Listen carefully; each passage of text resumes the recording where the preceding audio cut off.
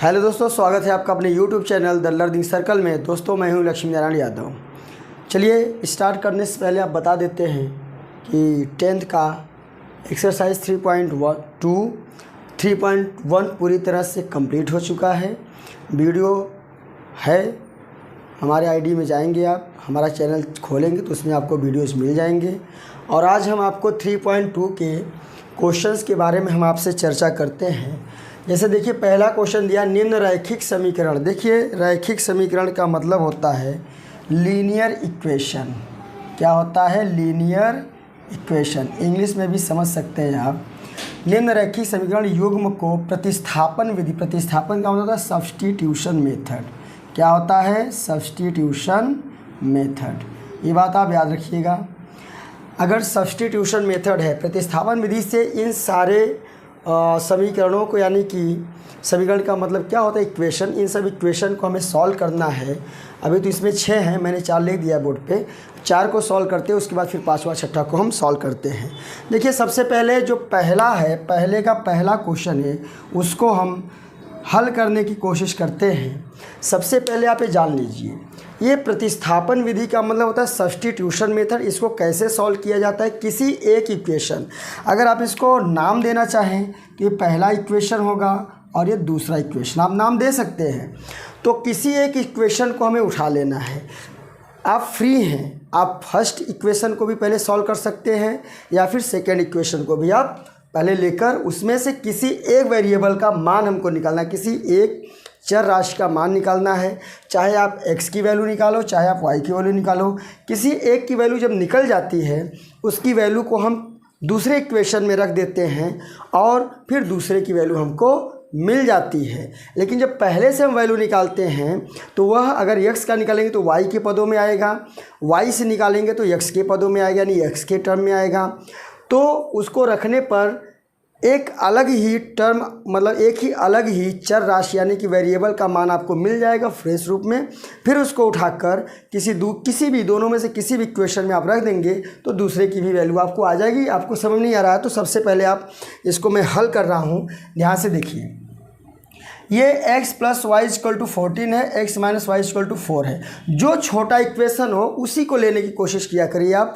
वैसे आप फ्री हैं, किसी को भी आप ले सकते हैं, लेकिन मेरे ख्याल से अच्छा यही रहेगा जो छोटा। तो अगर इसमें हम देखें तो यह यहाँ पे 4 है, यहाँ 14 है, छोटा इक्वेशन ही हो सकता है। तो यहाँ लिखना पड़ेगा हमें समीकरण 2 से, यानी कि फ्रॉम इक्वेशन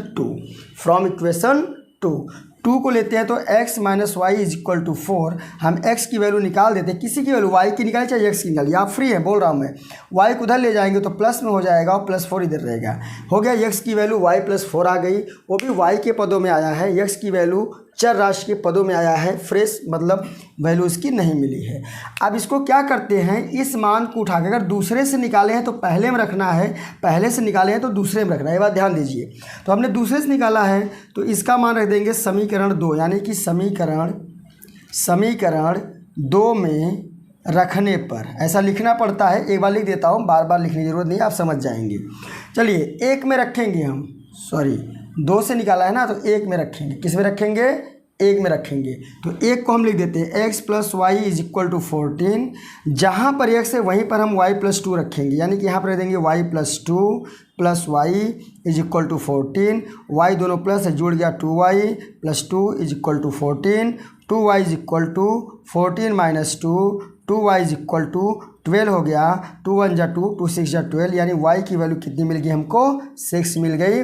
इस वैल्यू को उठाकर चाहे 1 में रखिए चाहे 2 में रखिए, हमने बोला फ्री है तो रख दीजिए। 1 में ही रख देते हैं। y का मान 1 में रखने पर 1 में रख दीजिए आप। केवल पहली बार जब प्रतिस्थापन के लिए निकालते हैं तो उसी में ध्यान देना है कि अगर पहले का निकालते हैं तो दूसरे में रखना है, दूसरे से निकालते हैं तो पहले। बाकी इसको जब उसकी वैल्यू मिल जाती है, फ्रेश एकदम पूर्ण संख्या मिल जाती है, तो उसको किसी में भी आप रख सकते हैं। तो हो गया, x 1 में रख दो, x + y = 14। y की वैल्यू रखना है 6, यहाँ रख देंगे x + 6 = 14। x = 14, ये इधर जाएगा तो -6, x = 8, यानी कि x की वैल्यू 8 मिल गई और y की वैल्यू 6 मिल गई। ये हमारे दोनों मान मिल गए हैं। आइए हम दूसरे क्वेश्चन को करके देखते हैं। ये तो पहला क्वेश्चन हमारा कंप्लीट हो गया, यहाँ से हम इसको मिटा सकते हैं। ठीक है, पहले क्वेश्चन को हम मिटा सकते हैं। अब हम दूसरे क्वेश्चन को हल करते हैं। सेकेंड क्वेश्चन हमारा है s minus t is equal to 3, और दूसरा मिट गया थोड़ा। दूसरा हमारा है x by 3 plus t by 2, s by 3 plus t by 2। अब देखिए इसको सॉल्व करेंगे सेकेंड वाले को, तो इसमें लिखेंगे इसको भी 1 मानिए, इसको 2 मानिए। तो लिखिए समीकरण 1 से हम करते हैं, समीकरण 1 से। तो 1 से हम क्या करेंगे, देखिए s माइनस टी यहाँ लिखा है बराबर 3, तो s की वैल्यू निकाल देते हैं, t प्लस 3 हो जाएगा। अब हमने 1 से इसका मान निकाला, तो इस वैल्यू को उठा के 2 में रखना है। का मान 2 में रखने पर, इसका मान 2 में रखने पर 2 क्या हमारा s by t plus t by 2 is equal to 6। तो जहाँ पर s है वहाँ पर रखेंगे t प्लस टी, तो यहाँ पर रख देंगे हम, पहले लिख देते हैं, अच्छा रहेगा आपके लिए, बराबर 6। जहाँ पर s है वहाँ पर रखेंगे t प्लस टी, 3 अपॉन में 3 plus t by 2 is equal to 6। इसको सॉल्व करते हैं। दोनों नीचे वाली संख्याओं का जब तक भिन्न वाली संख्या यानी कि फ्रैक्शन की जो नंबर होती है नीचे यानी डिनोमिनेटर यानी कि हर जब तक सेम नहीं होता है तो अंशों को हम जोड़ते घटाते नहीं हैं। इसके लिए हम करेंगे क्या, या तो क्रॉस मल्टीप्लाई कर दीजिए या तो आप एलसीएम ले लीजिए, आपके ऊपर। चलिए हम क्रॉस मल्टीप्लाई करते हैं। 2 का मल्टीप्लाई इसके साथ और 3 का मल्टीप्लाई इसके साथ। तो 2 का टी में करेंगे तो 2t प्लस 2 का 3 में करेंगे 2 3 जा 6 हो गया। 3 का टीम करेंगे 1 मिनट अपॉन में, सॉरी 2 3 जा 6 प्लस 3 का टी में करेंगे 3 2 जा 6, यानी 2t प्लस 2 3 6 बटे 2 3 6, 3t प्लस 3 दूनी 6 बराबर 6। इसको लिखेंगे हम, देखो नीचे का बराबर होगा, ऊपर जोड़ लीजिए, 2t और 1t मिल के 3t प्लस 6 बटे में दोनों का एक ही है तो एक बार लिख दिया जाता है 6 बराबर क्या हो गया हमारा 6। अब क्या करेंगे हम इसको, 3t प्लस 6 यहाँ लिखेंगे, 6 को उधर ले जाएंगे तो गुणा हो जाएगा। 3t plus 6 is equal to 36, 3t is equal to 36, 6 को ले जाएंगे माइनस हो जाएगा 3t इज इक्वल टू 30, 3 दहा में 30, t का मान हमको मिल गया 10। ये वैल्यू हमको मिल गई। अब इस वैल्यू को उठाकर आप 1 में रख दीजिए। 1 में रखेंगे तो एक समीकरण है हमारा s माइनस टी बराबर 3, जहाँ पर t है वहीं पर हम 10 रखेंगे बराबर 3, s बराबर 3 इधर जाएगा तो प्लस 10 और s बराबर 10 3 13। ये दोनों मान हमको मिल गए, t का मान 10 और s का मान 13। ये हमारा आंसर सही है गलत है, इसके लिए हम क्या करते हैं, इन दोनों मानों को उठाकर किसी एक समीकरण रख देते हैं। लेफ्ट हैंड साइड और राइट हैंड साइड को चेक कर लेते हैं, अगर बराबर तो हम समझो हमारा आंसर है। देखिए t यहाँ रखेंगे -10 हो जाएगा, ये हो जाएगा 13, 13 में से 3 गया तो 10 गया तो 3 बराबर, राइट में भी 3 है, इसका मतलब हमारा ये आंसर करेक्ट है। दोस्तों तीसरे क्वेश्चन के बारे में थोड़ा सा हम विचार करते हैं। यहाँ पर देखिए क्या होता है, अगर कोई भी ऐसी दो समीकरण हो जिनके अपरिमित रूप से अनेक हल होते हैं तो उसका कोई एक यूनिक हल यानी सलूशन नहीं मिल पाता है। इसलिए चेक करते हैं, हमको ऐसा लग रहा है। देखिए पहला वाला हमारा देखिए a1 upon a2 is equal to 3/9 यानी 3 1 जा 3 9, 1/3 आ गया। b1 अपॉन b2 दोनों माइनस से कट गया, 1/3 आ गया। c1 upon c2 is equal to 3/9 यानी 3 1 जा 3 3 जा 9, 1/3, यानी कि a1 upon a2 is equal to b1 upon b2 is equal to c1 upon c2 है। इसका मतलब इन दोनों समीकरणों के अपरिमित रूप से अनेक हल होंगे। क्या होंगे? अनेक हल होंगे।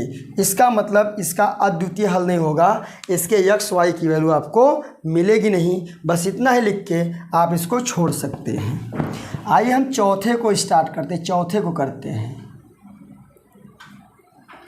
क्वेश्चन नंबर 4 हमारा है। क्वेश्चन नंबर 4 हमारा देखिए, यहाँ पर एक बात आप देखिए, आप एक बात सोचिए कि जितने भी ये गुणांक हैं और ये अचर संख्या जितनी भी है सब में पॉइंट लगा हुआ है। और पॉइंट की बात मैं बताता हूँ, पॉइंट से आपको डरने की ज़रूरत नहीं है। सब में एक अंकों के बाद ही पॉइंट लगा हुआ है।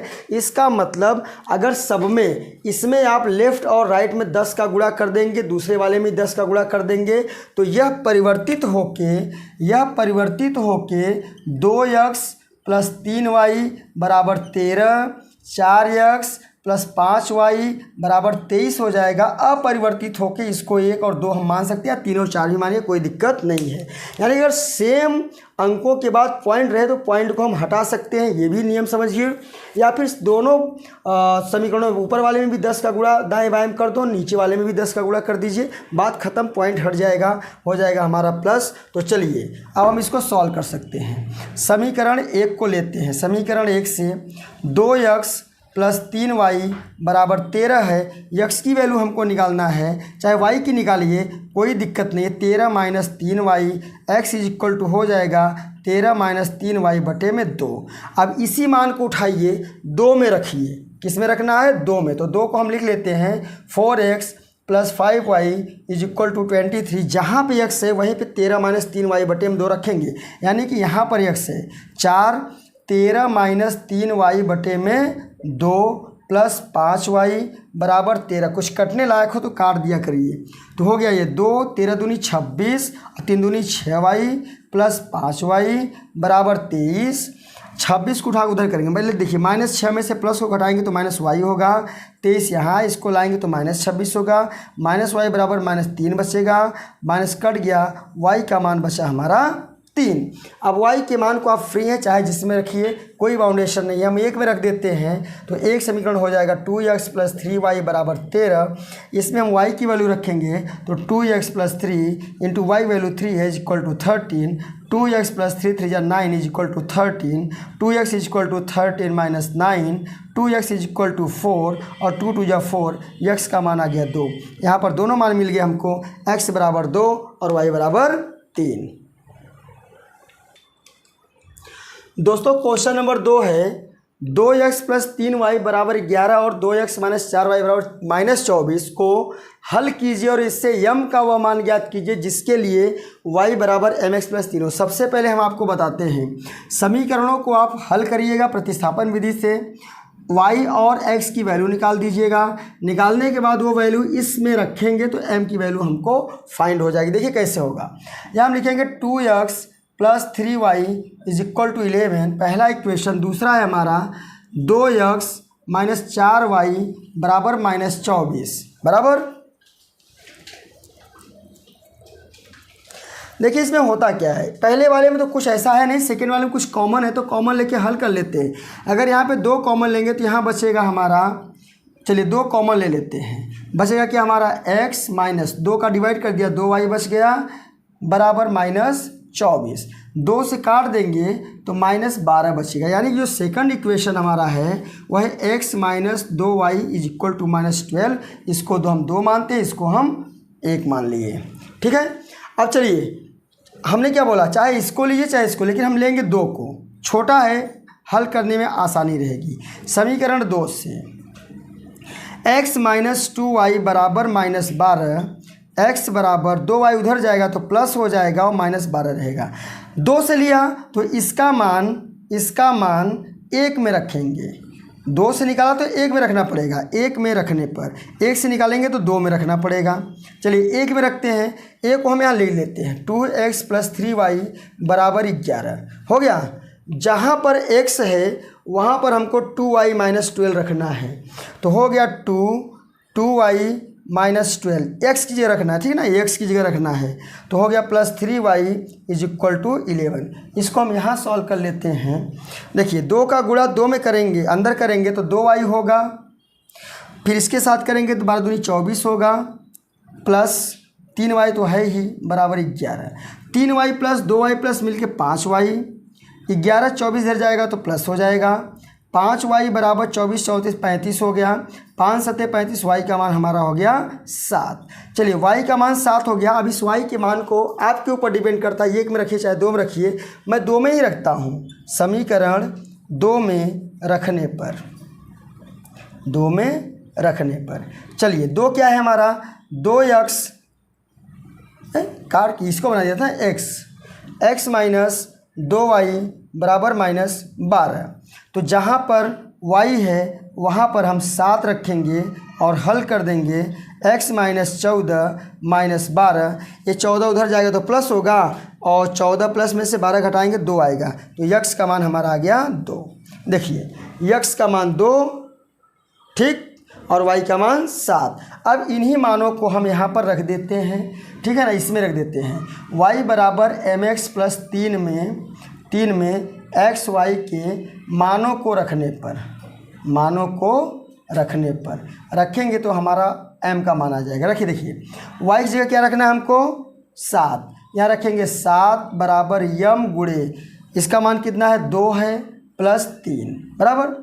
देखिए इसको उठा के इधर लाइए, 7 इधर आएगा तो माइनस, 3 इधर आएगा तो माइनस, 7 में से 3 जाएगा तो 4 बचेगा, बराबर 2 यम होगा, 2 से काट दिया 2, तो यम का मान हमको मिल गया 2। ये हमारा आंसर हमको मिल गया। दोस्तों आज की हमारी वीडियो में बस इतना ही। इसके बाद वाले क्वेश्चन हम नेक्स्ट वीडियो में लेकर आएंगे। अगर आप हमारे चैनल पे नए हैं तो चैनल को सब्सक्राइब करिए, लाइक करिए, कमेंट करिए और वीडियो को जितना ज़्यादा से ज़्यादा हो सके आप उसको शेयर करना ना भूलें। और कमेंट बॉक्स में आप अपनी राय ज़रूर दिया करिए कि हमारा वीडियो आपको कितना हेल्पफुल होता है, अच्छा लगता है, नहीं लगता है, ठीक है। और आगे हम इसी तरह से सारे एक्सरसाइज धीरे धीरे करते हुए आगे की तरफ बढ़ेंगे। तब तक के लिए बाय।